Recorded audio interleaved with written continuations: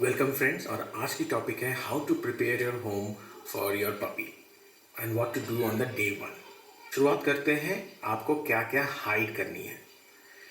Anything which is of knee length height, जैसे आपके slippers, electric wires, ये सारा आपको हाइड करना है।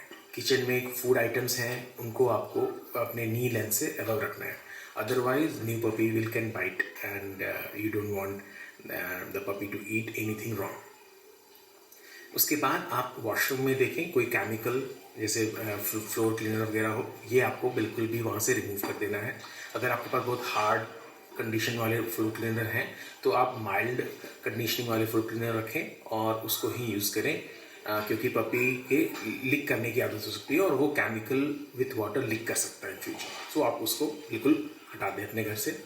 अगर आप किसी अपार्टमेंट में रहते हैं और आपके एक ओपन बालकनी है तो आपको उसे कवर करना पड़ेगा। You can use any net और any kind of coverage so that puppy can not leap and fall. So ये आपको इम्पोर्टेंट ध्यान रखने वाली बात है। डे वन में आपको क्या क्या चीज़ें खरीदनी है उसकी लिस्ट बना लेते हैं। सबसे पहले आपको ज़रूरत पड़ेगी एक पी पैड की। इस तरह का ये पी पैड है। ये पी पैड डॉग स्पेसिफिक भी आ सकता है और ये आप एक एडल्ट पी पैड भी ले सकते हैं।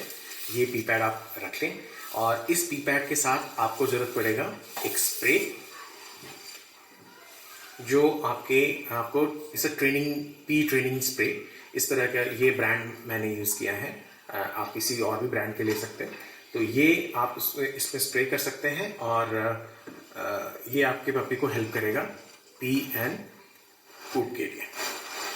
इसके अलावा आपको एक लीश खरीदने की ज़रूरत है। क्योंकि आपका पपी छोटा है, आप बॉडी लीश नॉट रिकमेंडेड, उसका ग्रोथ भी काफ़ी फास्ट होगा। तो आप ऐसा कुछ नेक कॉलर ले सकते हैं और इसके साथ एक लीश ले सकते हैं। आई रिकमेंड, ये चीप लीश है, ये चीप है बट काफ़ी स्ट्रॉन्ग है। इस तरह का आप एक लीश ले लीजिए और ये सिर्फ और सिर्फ जस्ट फॉर इंडिकेट, आप इसे पुल आपको नहीं करना पड़ेगा। इस स्मॉल पपी तो आपको ये डे वन में चाहिए सो दैट आप उसको प्रॉपर गाइड कर सकें या इसकी आदत पड़ जाए।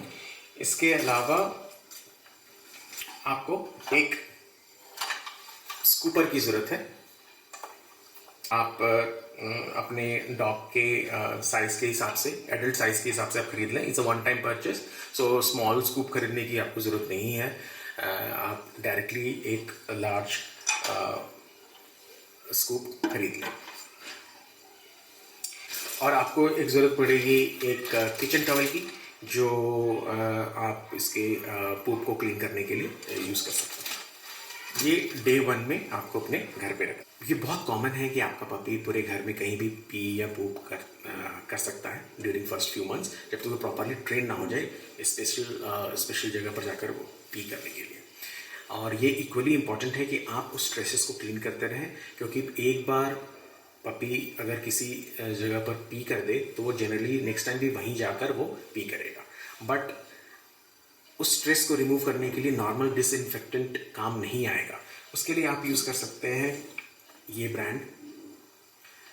ये काफ़ी स्ट्रॉन्ग है और ये मैंने टेस्ट किया है, ये जनरली उसके स्ट्रेसेस को प्रॉपरली रिमूव कर देता है। इसके अलावा अगर आप किसी तरह के डिफरेंट डिसइंफेक्टेंट को परचेज करना चाह रहे हैं तो मेरा सजेशन है आप DIY करें।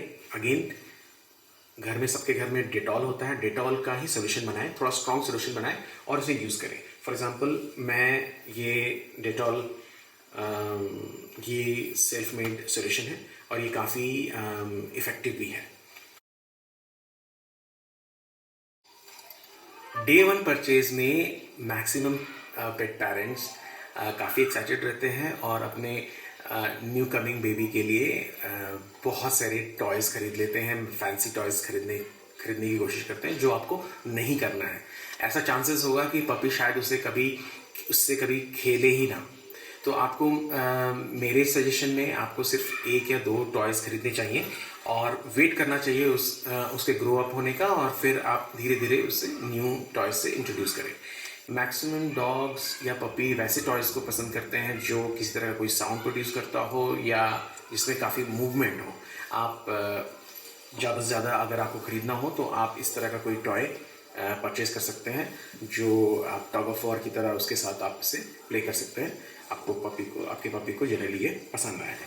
दूसरा, आप किसी स्क्विकी साउंड वाले किसी टॉय को प्रेफर कर सकते हैं, कोई सॉफ्ट बॉल या इस तरह का कुछ जिसमें कोई साउंड वगैरह प्रोड्यूस हो रहा हो। अदरवाइज आप DIY करें और अपने घर में कोई भी अनयूज्ड बॉटल हो, जैसे कोई सॉफ्ट ड्रिंक का बॉटल, आप उसे यूज़ करें। मैक्सिमम पपी उससे खेलना डेफिनेटली पसंद करता है। अब बात कर लेते हैं आप अपने पपी को क्या फूड देंगे ऑन डे 1। फॉर एग्जांपल, अगर आप अपने पपी को 45 डेज के आसपास ला रहे हैं तो आप सेरेलैक, जो बेबी सेरेलैक मार्केट में अवेलेबल है, आप उसे यूज़ कर सकते हैं। 5 times in a day with warm water semi fluid form में आप उसे दे सकते हैं। इसके अलावा आप डेफिनेटली उसके लिए एक फूड बॉल खरीदें लाइक दिस और इसके अंदर ही उसे दें सो दैट उसे ओवर पीरियड ऑफ टाइम इसकी आदत पड़ जाए। इसके अलावा आपके पास ऑप्शन है किसी भी ब्रांड के, फॉर एग्जांपल रॉयल कैनिन या पेडिग्री के स्टार्टर फूड ऑप्शंस, कीबल्स जिसे बोलते हैं, आप उससे भी दे सकते हैं। बट प्रेफर करें कि आप सेरेलैक दें। सेरेलैक बहुत इजी टू डाइजेस्ट फूड है और उसे ही कंटिन्यू करें till he become, let's say, for 2 months old. After 2 months आप उसे किसी दूसरे फूड ऑप्शंस में स्विच कर सकते हैं। नेक्स्ट एस्पेक्ट है ग्रूमिंग। फॉर फर्स्ट 3 months आपको अवॉइड करना है वाटर बेस्ड बेदिंग। आप उसे फोम बेस्ड ड्राई वॉश कर सकते हैं एवरी 15 days, एवरी 1 week, और based on your condition of A puppy आप उसे ड्राई वॉश कर सकते हैं। कोमिंग ऑप्शन, इस तरह के कोम्स अवेलेबल हैं, बट आपको ये कोम यूज़ नहीं करना है जब तक प्रॉपर फर डेवलप ना हो जाए। एटलीस्ट 4 months तक तो ये यूजलेस है। आप परचेज करें ये काफ़ी यूज़फुल टूल है। ये कोम उसके ग्रूमिंग के लिए भी यूज़ किया जा सकता है और किसी तरह की टिक वगैरह या फ्ली अगर उसके बॉडी में है तो उससे भी आप इसे इजीली कोम आउट कर सकते हैं। तो ये एक इम्पॉर्टेंट ग्रूमिंग टूल है। दूसरा, आप रखें some kind of wet wipe.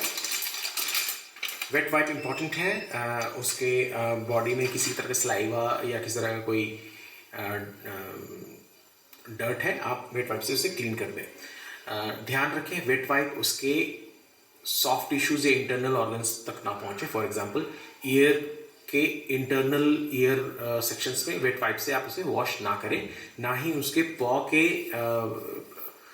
Interior में आप वेट वाइप यूज़ करें। वेट वाइप उसके ऊपरी सरफेस पे यूज़ करें और उसके फर को क्लीन करने के लिए आप वेट वाइप यूज़ कर सकते हैं। इस तरह के नेल क्लिपर्स आते हैं, ये लार्ज डॉग्स के लिए हैं, स्मॉल भी आता है, बट आप प्रेफर ना करें इसे परचेस करने के लिए day 1। Over period of time, based on your experience, जब आप डेफिनेटली आपको वेट के पास फ्रीक्वेंट विजिट करना पड़ सकता है, तब आप उसे ऑब्जर्व करें how to use these kind of tools, और after few months you can purchase it, not a problem. इसके अलावा आपको ये ध्यान रखना है कि आप कोई फैंसी बेडिंग वगैरह ना परचेज करें। पपी की बाइटिंग की हैबिट होती है और वो जनरली आपके बेडिंग को च्यू करेगा ही करेगा। बट आपके पास एक ऑप्शन है कि आप उसे किसी च्यूएबल बेडिंग आप ऑप्शंस हैं, मैट की तरह आता है, आप उसे परचेस करें और अपने पपी को दें। वो उसे च्यू भी करता रहेगा और धीरे धीरे उसे आदत भी हो जाएगी।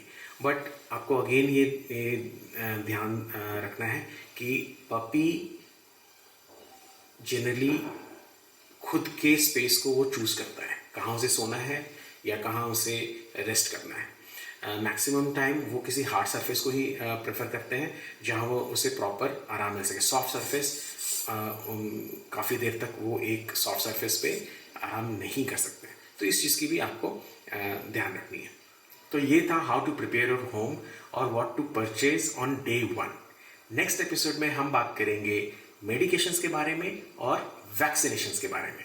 Till then, bye.